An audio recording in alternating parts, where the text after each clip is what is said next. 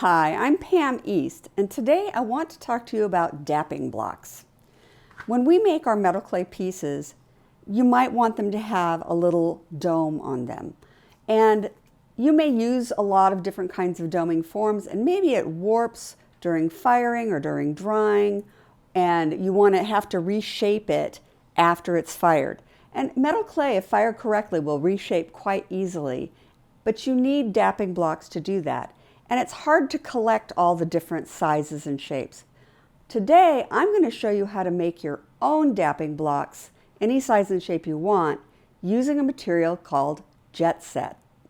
When you're working with your metal clay and you want to dome it, you're probably drying it on a drying form like this. These are all forms that you can put your wet clay on and form it, and they work great.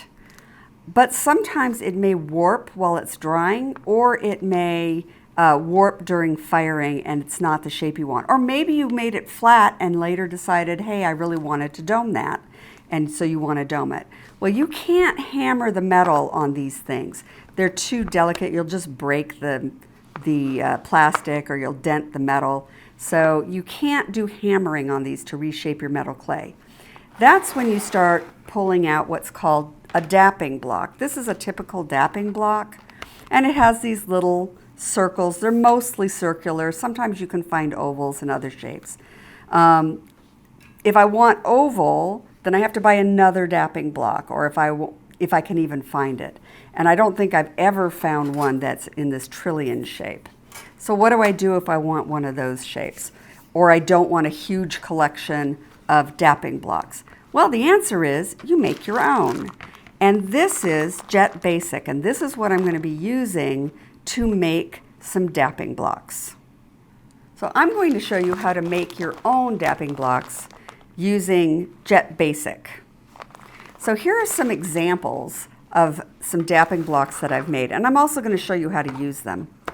But this is made with this form. So I could use this as a drying form in the copper, and then I can use it to make a dapping block, which goes in, or an anvil, which goes out. So I can use it either way. And I'll talk about that a little more later.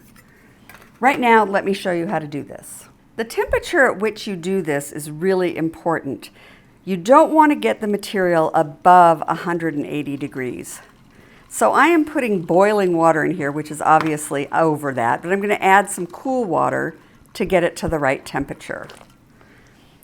Right now, that is at 187, which is too high. But I have some cool water here, and I'm going to just start adding that in, and I'm going to mix it up. I've got a spoon. Give it a little mix, and let me see what temperature I've got now. That's at 168. That's perfect. You want it to be between 150 and 170. That's the goal. If you don't have a digital thermometer like that, that's a laser thermometer, you can use a candy thermometer. And now I'm just going to pour some of this in here. Oops, it's probably more than I wanted to use, but we'll see. And it's going to start melting. I'm going to poke at it a little bit, get it down under that water. And it melts out pretty quickly at this temperature. You'll see them go, the little beads go from white to clear, and you're waiting for them to all be clear. All right, they look pretty clear now. And now we're going to pull it out, and I'm going to actually break that in half because I poured in too much, and I can easily make 2 dapping blocks with this. It's a little too hot, so I'm going to use these tongs to pull it up and get it out of here. Kind of drain the water out of it, and then start molding it together. And I'm going to split this in half. Now I'll just move that water out of the way. And I'm going to use the top of the form to make a dapping block. That's what's going to make the inner shape. And I'm just going to press that on there. I'll put this one over here. And then I want that to be flat because I want it to lay flat when I'm dapping in it. So I get it formed on there, and then I'm going to take a tile And we're going to press that on there, and that's going to give me a flat base. So when I set it down and I'm dapping on it, it's not rocking. I don't want it to rock. Same thing with this one. I'm going to form it around that dome, and then I'm going to take a tile and I'm going to make a flat base. Don't push so hard that you meet the metal. You don't want it that thin. You want it to be pretty thick. I'm just pressing just enough to create the flat base, but still have a good amount of material between the bottom of the dome and the tile. We need to let this cool, and then we'll have our dapping forms. You don't always want a concave form like this. Sometimes you need it to be convex. You need it to dome up.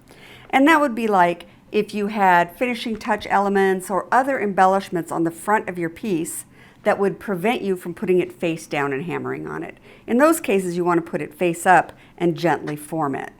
So I'm going to make another one, and this time I'm going to use this side, and I'm going to end up with that convex form. All right, so this takes about, I would say, 10 to 15 minutes to cool. If you feel it and it feels cool, then it's probably ready to come apart. And of course, this is white. You can put a fingernail in it and you're not going to make a mark. And it should just come right off without any trouble at all. So there's our first two. This one, it's still feeling a little warm, but nope, it popped right off, no problem. So there they are, and they can come off of these tiles, and they're going to sit flat just like we wanted them to. And now let me show you how to use this. So I'm going to start with this oval one. They're a little wet from the material, so I'm going to dry it off.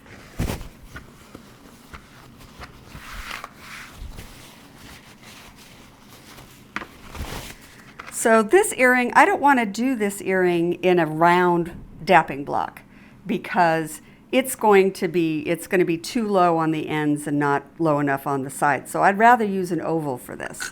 So I'm going to set this in the oval. And then I have a dapping peg. And these come, you'll have at least one round dapping block, and they come with the dapping block. And now I'm going to brace it with my fingers so it doesn't slide around, and I'll set this down. And I always start at the edges.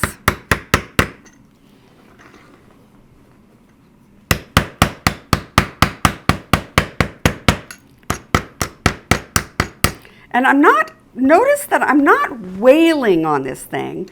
I'm barely lifting my hammer an inch. I'm just tapping gently. Fine silver bends very easily. You don't have to hit it hard. And then I'm going through the middle once I got it. If you sit this in the middle and give it a whack right when it's flat, you run the risk of dimpling it. So you do want to work from the edges out to the inside. All right, so there it is. And now it has this beautiful domed shape on it, which is a really nice shape. It's more finished looking when you do that. This piece here, I might want to do in this trillion. It's kind of got that shape to it, right? I may or I may not. Oops, let's go that way. Let's see how it works.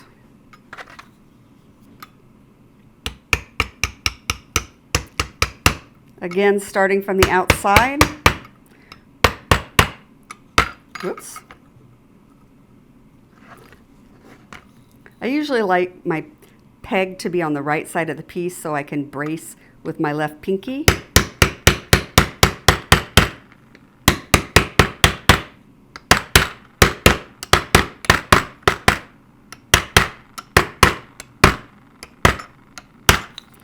All right, it looks like it came out a little low at the bottom, but again, this is fine silver. I can just press it. And I've still got some curve to it, but the bottom is now straight up and down. So that put a little bit of curve into the piece, but just as much as I wanted. When you start thinking about having things on the front of a piece, like if you had finishing touch elements or things like that, other embellishments, then you need to use the convex form. So we're going to pretend my piece has some stuff on it. and I'm just going to very gently work around the edges.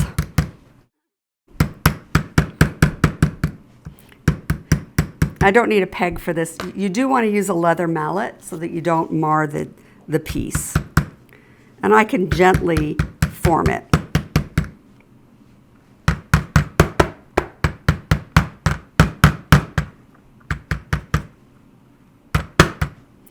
And it's starting to form. It's a little more work to do it this way. It works, but it's more time consuming.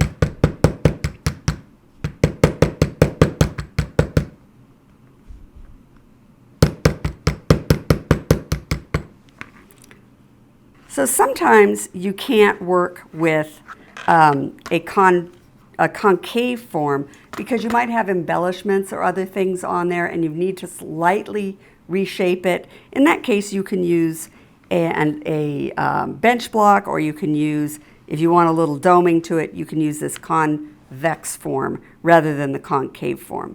Another nice thing that you can do with this is, let's say you had a gemstone on your piece and the culet was going through the back. Well, if I put that on here and start forming it, this is going to push up on the culet and pop your stone out. But you can drill holes in this to accommodate the culet, or you could drill into it to accommodate a bail. If you had a bail on the back, you could put a little channel in the back so you could set it on there and form it. So drilling into this to accommodate things that stick out from your piece is another possibility. And I'm going to just show you, if I had like a little culet, you could use any kind of little burrs and drills to do this. So this is just a round burr, and I'm going to just drill right into the top of this. And it drills very easily. So just like that. It drills even more easily when it's fully hard. Let me show you. So let's say I wanted to accommodate a bail. Let's say I had a bail on the back of a piece.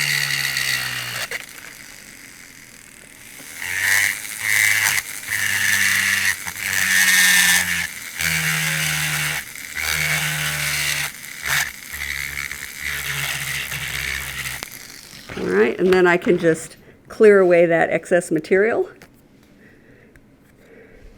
And now my bail could sit down on there and I could form to this. So these are different ways of using this material. And I think you're going to have fun making your own dapping blocks.